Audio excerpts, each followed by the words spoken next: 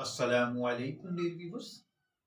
हमारा आज का टॉपिक है सिक्कों और नोटों की ज़कात।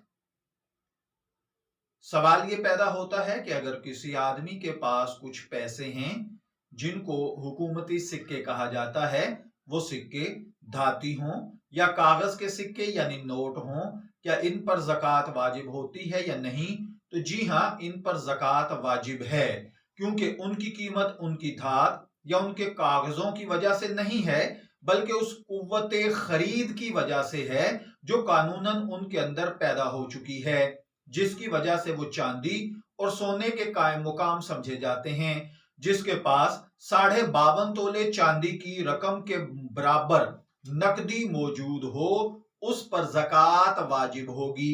अब देखिए, यानी इसका मतलब ये है कि अगर आज के रेट के हिसाब से 52.5 तोले चांदी की कीमत क्या है, मार्केट के अंदर इसको चेक कर लिया जाए। आमतौर पर टू डे सिल्वर रेट के नाम पर अगर आप गूगल करें तो भी आपके सामने आज के दिन का रेट आ जाता है। आप उस रेट को मल्टीप्लाई कर लीजिए 52.5 के साथ, तो जो अमाउंट बनती है, अगर इतने पैसे आपके पास एक साल तक पड़े रहे हैं तो उनके ऊपर ज़कात वाजिब है।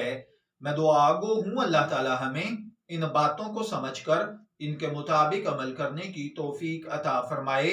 शब्बीर अहमद को इजाजत दीजिए, फिर हाजिर होंगे किसी नए टॉपिक के साथ।